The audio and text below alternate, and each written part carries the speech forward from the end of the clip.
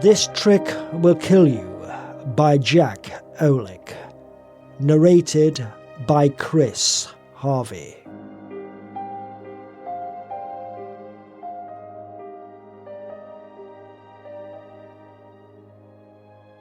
What a preposterous story.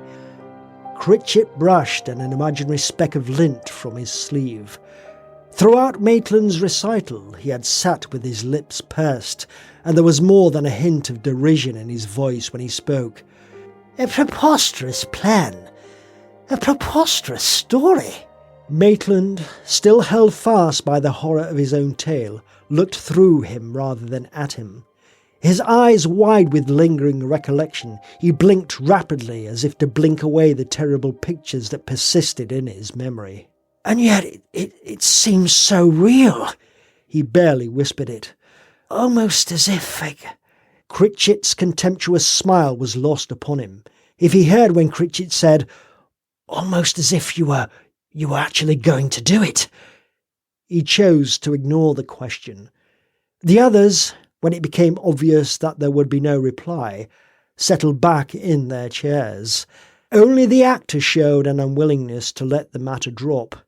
I know the feeling, he said. I've had it often with... He too fell silent, his stare vague and his drink forgotten in his hand, and Critchett leaned forward impatiently. What? The actor let his stare move across the faces that watched him so intently. All right, I'll tell you. His eyes, no longer vague, came into focus, but not on the faces. It was as if he were staring across time and space at something that only he could see.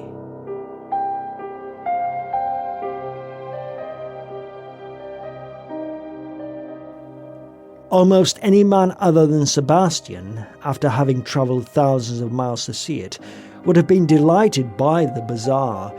It was a constantly changing kaleidoscope of sound and colour. Except for a sprinkling of well-dressed tourists, it might have been a scene from the Arabian Nights, complete even to the Hindu fakir, about whom a small crowd was gathering as he prepared for his performance. Bullock-drawn carts, brown-skinned men in turbans, sari-clad women, hawkers, fortune-tellers, they were all there, and all, to Sebastian, were a source of irritation.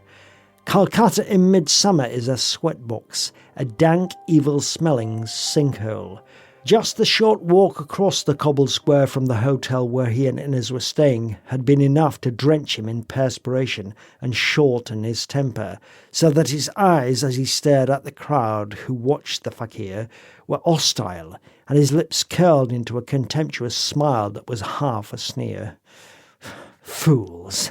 Were they really so ignorant that they did not know that magic was no more than illusion, that all magic, even his own, was merely clever trickery? Still, himself a performer, he could not resist a performance.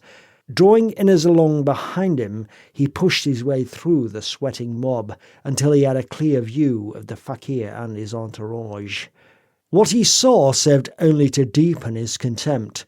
Western audiences demanded spangles, glitter, glamour. That was Inez's function. She was not only his wife but his assistant. But here the audience was far more easily satisfied. The fakir, turbaned and swathed in a voluminous robe, his wizened old face hidden behind a grey beard and his feet bare, stood before a huge circular wicker basket. On the cobbles by the basket lay a chipped and battered sword and an equally chipped and battered long-bladed dagger. Behind him, a Hindu girl of perhaps 20 squatted cross-legged, her toes protruding from under her skirts, and played on what looked to be a homemade reed pipe. That was all. No props, no spangles, no glitter. Only the fakir, the basket, the girl, and the thin, nerve-rasping music. "Not exactly ready for top billing, are they?" Sebastian said. Inez, brassily pretty despite the humidity that had already wilted her dress, was as contemptuous as he. "Hardly." The crowd, however, did not seem to share their contempt. Far from it. Eager, they jostled each other in their efforts to move closer to the fakir until, with a wave of one thin arm, he brought them to attention.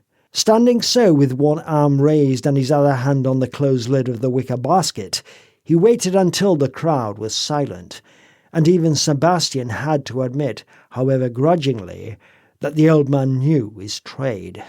No act, not even the most skilled, could hope to succeed unless it had the full attention of its audience, and the fakir certainly had that. Still with his hand resting on the lid of the basket, he stepped behind it so that the basket was between him and the crowd, and spoke in spaced, careful tones. "I have before me a magic basket, blessed by the gods of the temple." It was a good beginning, provocative, and Sebastian nodded. "I open the basket." The fakir suited his actions to the words, raised the lid. Bent over the basket, he called loudly, "Akbar!" Disgusted again, Sebastian snorted. Not the old basket trick, surely. He had just for a moment hoped for something more, perhaps even something new, but he should have known. From somewhere in the crowd a small boy appeared and approached the basket, his eyes too old and too wise for his 10-year-old face as the fakir placed a brown hand on his head. His own head thrown back as if in the beginnings of a trance, the fakir again stood motionless, testing the interest of the crowd, and found it to his liking. "I give you my blessing. May the gods of the temple protect you from all danger." Perspiration was trickling down Sebastian's back. His shirt was wet with it. Damn! It was the old basket trick after all. 10,000 miles for this.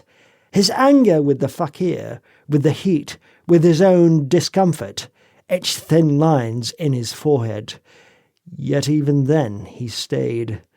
Well, one never knew. Slowly, as he had obviously been taught, the boy lifted one leg and then the other over the lip of the basket and stood inside it. A pause for effect, and then he was sinking down, gathering in upon himself, crouching, until the top of his head was no longer visible. The lid, equipped with a metal ring that matched another ring on the side of the basket, slammed down on him. From somewhere, even Sebastian did not see from where, the fakir produced a rusty padlock, slipped its bar through the two rings, snapped it shut, and then tugged at the basket lid to prove that it had really been locked in place. "And now," the fakir did not complete the sentence. Still keeping the basket between himself and the onlookers, he took up the chipped sword, held it up before him with both hands, and let his eyes travel along its length to its tip. The eyes of the crowd, Sebastian's and Inez's among them, followed involuntarily, and then snapped downward as the fakir suddenly turned the sword so that its tip was poised directly above the basket.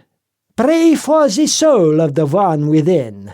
The sword thrust down in a straight line, pierced the basket, plunged on, and the crowd gasped in horror as a shriek of mortal agony answered its passage. Tourists and natives all stood suddenly frozen, all but Sebastian and Inez. Inez, amused, smiled. Sebastian, though he was not aware of it, looked angry, pat upon. The stupid horror of the crowd as the fakir withdrew his sword from the basket only deepened his scowl. The sword was covered with blood. Blood indeed. And they were all properly impressed. His audiences were not so simple. They constantly demanded something new, something different. Again and again the fakir plunged his sword into the basket, piercing it at a dozen angles, and then tossed the sword aside with a theatrical carelessness and opened the basket with a key that he took from under his robe. Drawing the action out so that it took as long as possible, he opened the basket. Instantly, the boy Akbar leaped to his feet and waved his arms to indicate that he was unhurt. The gods be praised for this miracle. The fakir, his own arms raised skyward in thanks, waited. Now, surely the audience would jeer. Sebastian was certain of it. He was disappointed. The burst of applause that followed was heartfelt, sincere. The idiots. Akbar had leapt from the basket and was vanishing into the crowd, but the performance was not over. Again the fakir stopped, and this time came erect with the long-bladed dagger gleaming dully in his fist. Deliberately again, dragging out every moment, he lifted the dagger to his bearded cheek with one hand. Fascinated, the crowd watched as he pressed its point against his flesh. The point entered the skin, vanished, and as it did so, his other hand came up so that for an instant his face was hidden. When he took his hands away, the dagger remained. The dagger had pierced both his cheeks. Its tip protruded from one side of his face, its hilt from the other. "A trick!"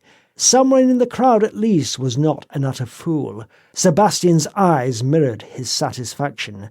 But the fakir had not yet done. His head shook slowly in denial, and his lips parted, opened wide. In the glaring sunlight, the inside of his mouth was clearly visible. The shaft of the dagger's blade, incongruous between his blackened teeth, was there for all to see. "No trick, and no pain. The power of yoga." The fakir's words were indistinct, obscured by the metal that skewered his cheeks from one side to the other, but still understandable. But it was too much. Sebastian's grunt was the very acme of pure disgust. Miserable, uncomfortable, disappointed, he could stand no more. There was no real reason other than his own pettiness and irritation for what he did then, but he had had enough. Moving quickly, he stepped forward, grasped the tip of the dagger with one hand and its hilt with the other, and pulled. The dagger came away in his grasp, except, of course, that it was not a dagger at all, but merely a handle with a blade that had reached only as far as the fakir's cheek and then bent away into a U-shape that had been concealed by his beard. The other end of the U, the point that had seemed to protrude from his opposite cheek, was simply a continuation of the curve. Only the fakir's gasp of astonishment was needed in order for Sebastian to go on to the completion of his revelation. As the old man's mouth opened, Sebastian's long magician's fingers reached between his parted lips and came away with the bit of steel that the Hindu had placed there when he brought both hands to his face. The blade of the dagger. Sebastian raised the ridiculous prop high, so that even the watchers at the far rear of the audience could see it. "He has the real dagger up his sleeve." The mutterings that answered him were a pleasing reward, but it was still not enough.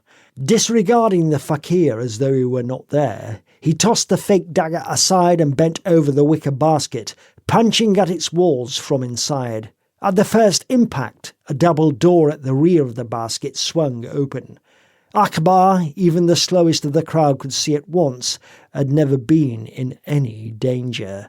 He had not even been in the basket when the sword thrust through it. All that had been required of him was that he escape through the trapdoor and so into hiding beneath the fakir's flowing robe before the basket was pierced. Sebastian's voice dripped with sarcasm. "No gods, no supernatural powers, no yoga. Just tricks. As a fellow magician, I can assure you of that." The muttering of the crowd faded, changed. Gradually, the muttering became laughter. The crowd had gathered to be entertained, and entertained they had been. But none, as they turned away from the fakir, tossed at his feet the small coins that would ordinarily have been his reward. For a moment he and Sebastian looked into each other's eyes. Then the fakir's eyes dropped. Shamed, he hung his head and did not look up as Sebastian took Inez's arm and followed the crowd. Neither of them, as they left, looked back, and so they did not see the Indian girl who still squatted on the cobblestones, her flute silent in her lap. and glared after them. Her eyes, unlike the fakir's, were not obscured by shame. They were wide, hot, blazing with hatred. Nor would it have mattered to Sebastian and Inez if they had looked back. The girl was hardly of any importance to either of them. Inez, in fact, was laughing. She and Sebastian were two of a kind, and she understood perfectly what had motivated him. Magic, after all, was their business, and it would not do to have that business degraded, even in this god-forsaken country, even if their bookings had been few and far between of late. Besides, Sebastian had already forgotten the fakir. His handkerchief in hand, he was mopping his damp face when they entered their hotel room a few minutes later. If he had forgotten the fakir, he had not forgotten his discomfort. The look that he gave the barely rotating ceiling fan was proof of that. "Whew, it's hot. That fan doesn't seem to do much good, does it?" "No, not much." Inez was considering. Their time in India thus far had hardly been a rousing success. "Look, why don't we pack up and go home? We wanted to see the land of ancient mystery. Well, we've seen it, haven't we? And there isn't a mystery in sight. Not even a new trick for our act. How about it?" Sebastian too considered. Inez was right, of course. Their trip had been a disaster. Still, a hint of the stubbornness that was an inherent part of his nature was still visible in the set of his lips when he spoke again. "Let's give it another day or two. Who knows what tomorrow may bring?" Inez did not insist. "If you say so." Hard and brittle as she was, Sebastian could be even harder when he felt mean, and the heat had made him mean. It was obvious. "I think I'll take a shower." Sebastian hardly heard her. For the rest of what remained of the afternoon, he maintained a dour silence, lost in his own thoughts, and that night tossed and turned restlessly as he lay beside her. Somewhere there had to be something that he could use, some trick that would add novelty to the act that he and Inez had performed for so long and that had, at last, gone stale from overexposure. One new trick was all that they needed, something spectacular, and they would be at the top of the heap again.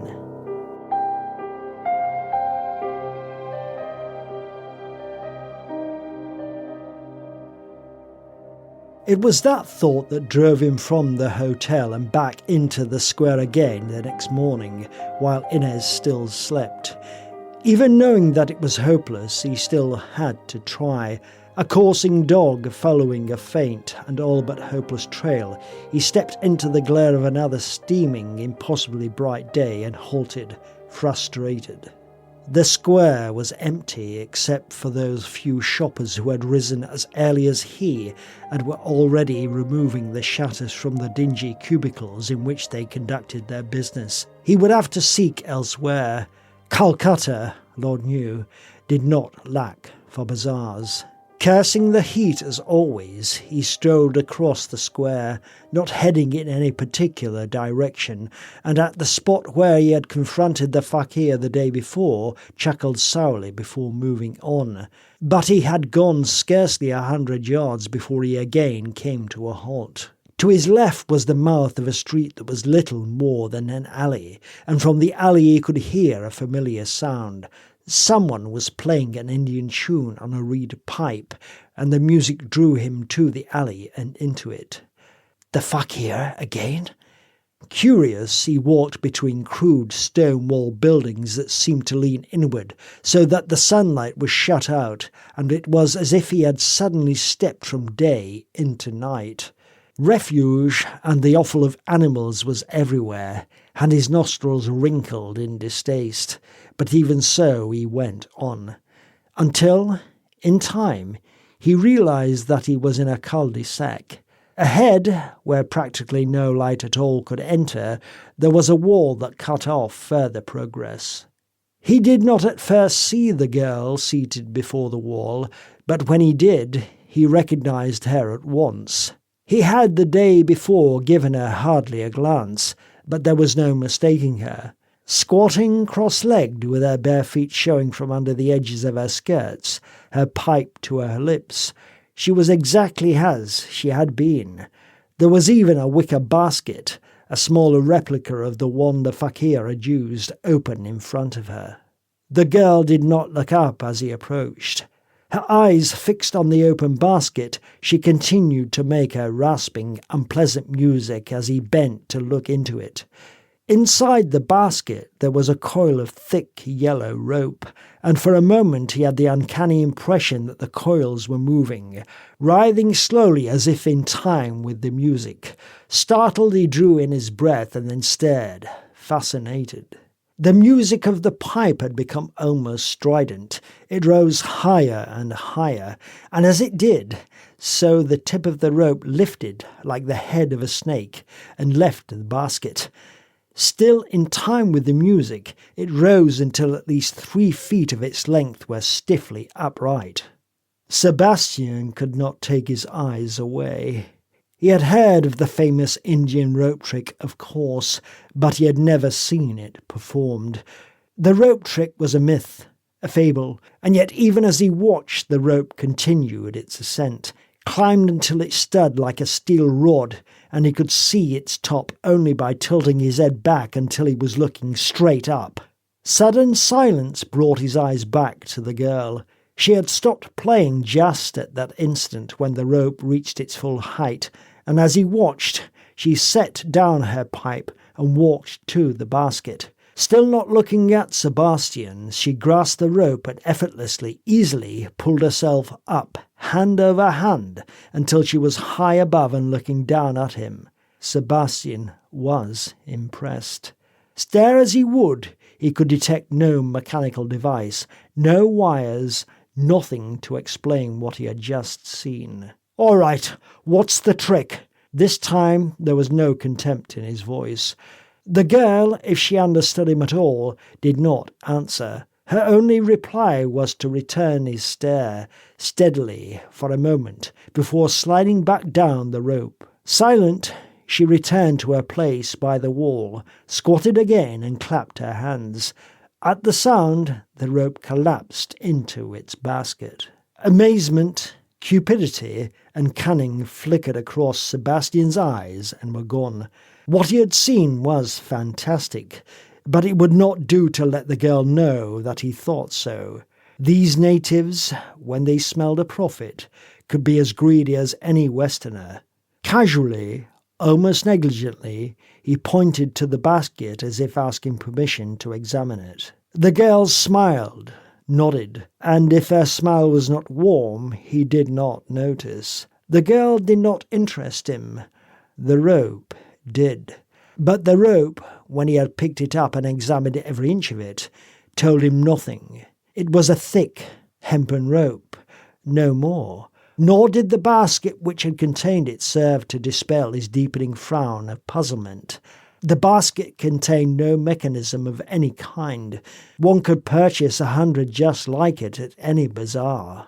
"Okay, how much?" There was no other way. For answer, the girl tilted her head questioningly. "How much do you want for the trick? Name your price." The girl's head moved slowly from side to side. She did understand him then. "There is no trick. The magic is in the rope." Magic! That brought the curl back to his lips, but he had expected something of the sort. Anything to raise the price, eh? "Then sell me the rope." "I cannot." He could barely see the girl's face in the gloom of the alley, but it seemed to him that her eyes glowed like an animal's. "It was my mother's, and her mother, and 40,000 rupees." Sebastian was in no mood for history. The sum he had named, to a barefoot and probably illiterate native, was a fortune. She would have to accept. "It is not for sale, not at any price." There was no mistaking the finality of the girl's voice. There would be no more bargaining. He had been prepared to offer 50,000 rupees, even more if necessary. Instead, his jaw set hard as he glared at her. Wordless with rage, he turned on his heel and walked back the way he had come.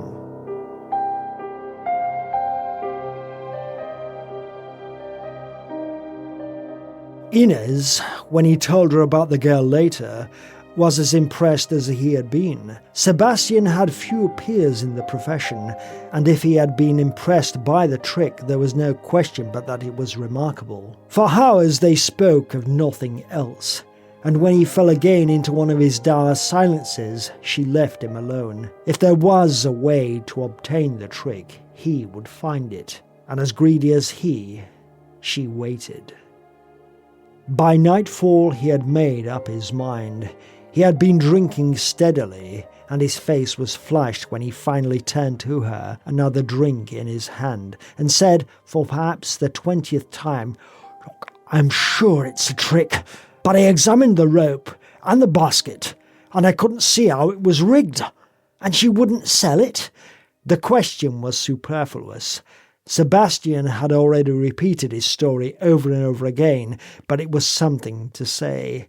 He did not seem to hear her. As though he had forgotten her, he turned to stare out of the window at the square and, as she watched him, took a huge swallow from his drink. "Look, if I couldn't figure out how it worked, no one else will be able to. It'll be a sensation. We've got to get it. So, we're going to get it. Without it, we'll be playing one-night stands for the rest of our lives."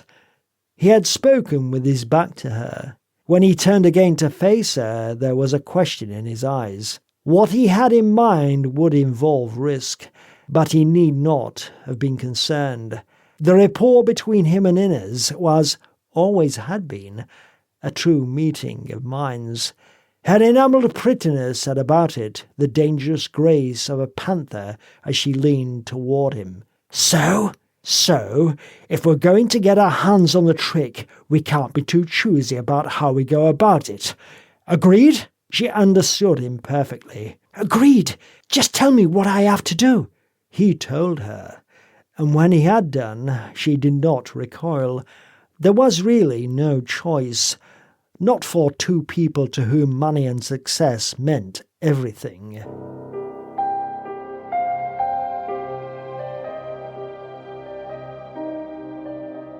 In the morning, he left her alone in their room when he returned to the alley where he had spoken to the girl, and the girl was there. The girl, when he had entered the alley and walked its odorous length, was sitting cross-legged by the wall almost as if she had never left it, and her head did not come up until he stood directly in front of her. Sebastian half expected, if he found her at all, to find her playing on her pipe. Instead, the pipe lay in her lap, but the basket that contained the rope was beside her. That was the important thing. "The trick you showed me yesterday," he began. "No trick," the girl's head wagged vigorously. The magic that you showed me yesterday, then. I told my wife about it. She wondered if you could show it to her." Everything depended upon the girl's reply, yet he managed to make what he said sound fairly casual. "Will you?" The girl waved toward the basket. "Gladly. I am always here." No, my wife is ill. We wondered if you could come to our hotel room." Again the girl shook her head. "I'll pay you 200 rupees just to show it to her." She had to say yes. The word that rose to Sebastian's lips was one that he rarely used. "Please." It must have been the word that did it. It hung between them as they looked into each other's eyes. Then the girl nodded. Moving with the almost feline ease that seemed to distinguish so many Indian women, she rose to her feet and, when she had tucked the flute under the fold in her sari, stooped to pick up her basket. Together they left the alley. Inez, waiting by the window of the hotel room, could see them as they crossed the square. the girl dwarfed by Sebastian's western height. She and Sebastian had started the day with tall glasses of gin and tonic, neglecting breakfast, and she still held her glass as she left the window. Before setting it down, she emptied it at a gulp. The next few moments would not be pleasant, but, she shrugged, they would be necessary. By the time Sebastian's knock sounded at the door, she was in bed, a light coverlet hiding her dressing gown. Come in. The Indian girl entered first. Sebastian, a step behind her, was the perfect model of a concerned husband as he pressed a chaste kiss to Inez's forehead. "This is Inez, my wife." The girl bowed slightly from the waist, palms together in the traditional Hindu greeting. "I am very sorry that you are ill." She had set her basket down on the floor. Not waiting for a reply, she seated herself beside it, produced her pipe, and began to play the same discordant tune that both Inez and Sebastian had heard before. At the first note, the rope began its slow rise into the air. Inez's eyes widened, but the warning finger that Sebastian placed to his lips silenced her gasp before it was voiced. Moving carefully and keeping his eyes glued to the Indian girl's back, he reached behind the chair that stood by the bed. His hand, when he brought it back into view, held a long Indian sword, very much like the one that the fakir had used as a prop. Intent on her music, the girl did not see or hear him as he moved toward her. The rope had already climbed half its length toward the ceiling, and she had eyes for nothing else. Sebastian's face was a grim mask. Delicately, setting one foot before the other as though dancing a ballet, he moved closer, closer still, until he was directly behind her. His thrust, when he lunged forward, drove the sword completely through the girl. He could feel it grate against bone, twist in his hand as she half rose, her head jerking back and her mouth gaping open. Had it not been for the blade that transfixed her, protruding a good 12 inches from her breast, she would have toppled sideways, but that did not happen until Sebastian, yanking viciously, pulled the sword from her body. As he did so, she fell. In the same instant, the rope went slack, dropped back into its basket.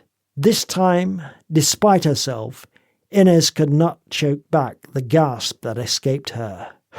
"Be still." Sebastian, after a first moment of revulsion, was in complete control of himself. Bent over, he was already grasping the girl's body by the shoulders, dragging her toward the closet at the other side of the room. Nor was Inez far behind. Before he had reached the closet, she was already there. Inside the closet there was a steamer trunk. She was fumbling with the trunk's clasps by the time he had dragged the corpse close. "We'll put her in there later." Sebastian was eager. "Let's see what the trick is first." Heaving, he dumped the girl's limp weight on top of the trunk, found the sword and threw that in after her, and closed the closet door. Neither he nor Inez gave the closet a second glance. Both had their eyes fixed on the basket. "She said the trick was in the rope." Sebastian was moving toward the basket as he spoke. For perhaps 10 minutes after they had pulled the rope from its container, they felt of it, coiled and uncoiled it, explored it with their fingers. Inez was the first to give up. Disappointment made her voice almost a sob. "It isn't hollow. There's no wire in it. There's nothing. Nothing." "There's got to be." Sebastian's answering voice was savage. Again, beginning at one end of it and working his way to the other, he examined the rope. Nothing. But that wasn't possible. There had to be something with it. Wait a minute. His heel, as he turned Inez, had brushed against something. The Indian girl's pipe, lying where it had fallen from her dead hands. Her flute. Her flute? You think that might be the answer? Oh, you can't be serious. What can you think of another answer? It's at least worth a try. His viciousness silenced her. The pipe in his hand, he seated himself on the floor and crossed his legs, imitating the Indian girl's position as closely as he could and feeling like a fool. But there was no other way. The flute had to be the key. Tentatively, his fingers placed haphazardly on the stops, he put the pipe to his mouth and blew into it. At once, the rope began to stir. The notes he blew were nerve-wracking, completely without relationship to each other, but they confirmed what he had not really dared to hope for. The tip of the rope rose, writhed higher and higher, until, incredibly, the rope hung suspended in mid-air, the tip of it touching the ceiling, the rest of it still writhing, snake-like. Gasping, Sebastian paused for breath. "Keep playing!" Again he blew into the pipe, higher notes this time. The rope stiffened, went rigid. When he took his mouth from the pipe, it remained upright, unmoving. "We've done it!" Inez was almost dancing with excitement. In her mind's eye, she was already seeing the audiences of the future, audiences amazed, mystified, applauding deliriously. Her fingers fumbled with the buttons of her dressing gown, flung the gown aside. And now, just as it will be in our act, lithe and eager in bra and panties, she made an attractive picture as she tugged at the rope, testing it. "It holds me! I can climb it!" Her eyes were shining. Not waiting for his approval, she began to climb. "No, wait!" Sebastian on his feet was troubled and did not know why. It was all too simple, too easy. "Wait? Wait for what?" Nothing. Go ahead." His own eyes were as eager as hers as she continued to climb. Inez pulled herself higher, and because of that, because he was below and she was looking upward at the ceiling, he did not see what she saw, did not see her sudden expression of pain or the look of stark horror that contorted her face, that twisted it into a caricature of her usual prettiness. "Sebastian! Sebastian!" So much he heard and understood. The rest was a terrifying scream that burst from her lips and echoed from the walls and left him gaping up at the rope incredulously, and then with a horror that matched the twisted expression that had distorted in his face just before she screamed. Inez was gone, vanished, obliterated. Only the rope still stood, its tip touching the ceiling. "Inez! Inez! Inez, where are you?" His shout died on his lips. Just above the tip of the rope, the white ceiling had suddenly darkened. Even as he stared, a red stain spread across the ceiling until it made a small circle. A wet circle that gave birth to a thick liquid that flowed toward the centre of the circle and then dripped, drop by crimson drop, onto the floor below. A pool of blood, it was blood, there was no mistaking it, began to form at his feet. Terrified, he watched the pool grow. Every instinct that he possessed was shrieking, warning him to run, to get out, and still he remained. It was only the light touch of something against his cheek that awakened him from his near trance at last. The rope! The rope was no longer rigidly upright. It had bent down upon itself, as though alive. It was swaying, reaching for him. Completely in the grip of panic, he leapt back, raced to the door, grasped at the door handle, and the rope whipped down, lashed across his wrist, so that he too howled with pain. It was alive. It came after him as he fled to the window, coiling and uncoiling itself, forcing him to climb over the bed in his frantic efforts to escape. And at the other side of the bed, it was waiting for him there.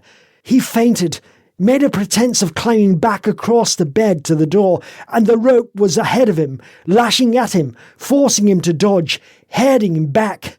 Back! Back! There was no other way he could go. The rope was everywhere, lunging as though it were a sentient, intelligent thing, a diabolical thing, a thing that gave him no respite until he stood, finally, with his back to the door of the closet. Then, as if satisfied, the rope hovered, still for just an instant, and in that instant the door of the closet swung open, and the corpse of the Indian girl fell from where he had thrown it and struck the backs of his legs, distracting him. He half turned, looked down. That was when the rope caught him. It struck suddenly, looping itself around his neck and drawing tight so that his shriek of fear was cut off, strangled. He fought, of course. He fought madly, insanely, but there was no escape from that incredible pressure around his throat. Presently, suffused with blood, his face began to turn black. His eyes protruded from their sockets. His hands, gripped tightly around the yellow hemp that was choking life from him, fell away. He could no longer feel, no longer think.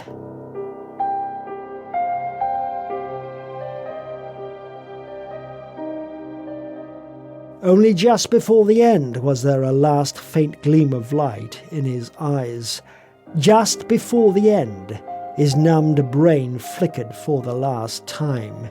He thought of the Indian girl, of the fakir. There was no such thing as true magic. All magic was a trick, an illusion.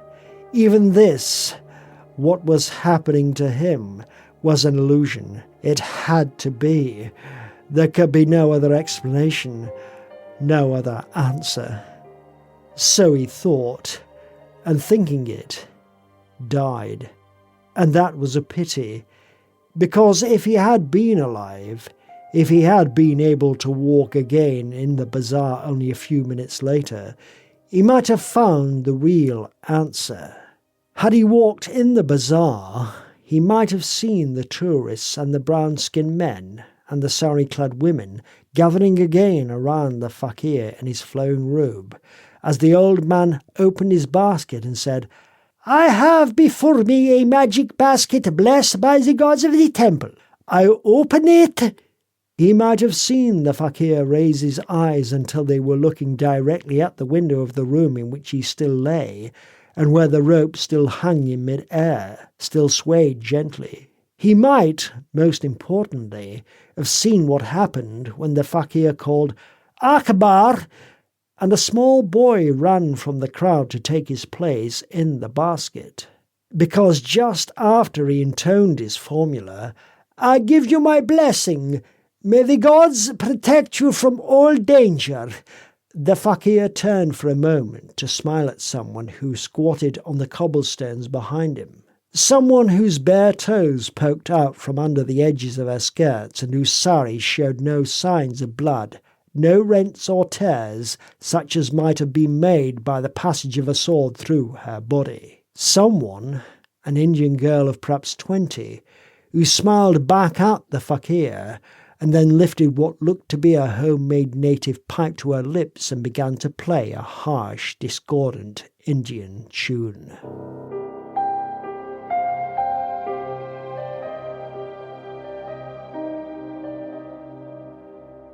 Sebastian's eyes were still focused on infinity, on something that only he could see, and that something, a vision, a premonition, whatever it was, had frozen him in his seat. A man condemned to death might have sat so, and the others, respecting what he must be feeling, said nothing, except again for Critchett.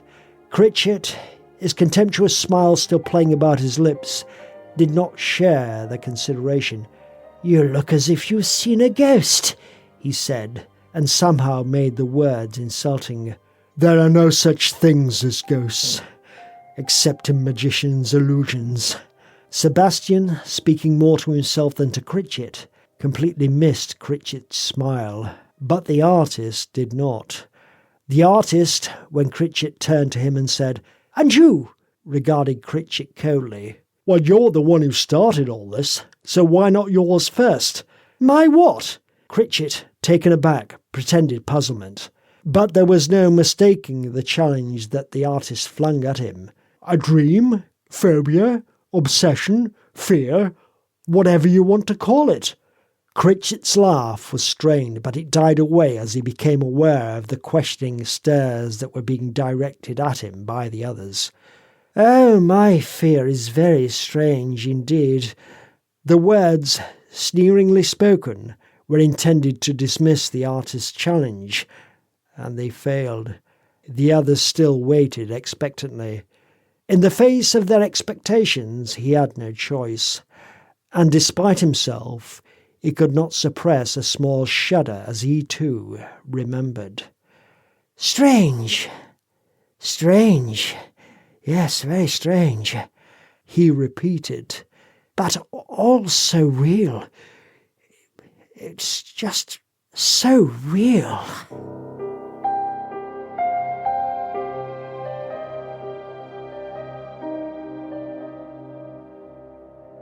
Sebastian's story, This Trick'll Kill You, was written by Jack Olek and narrated, sound edited and mixed by Chris Harvey.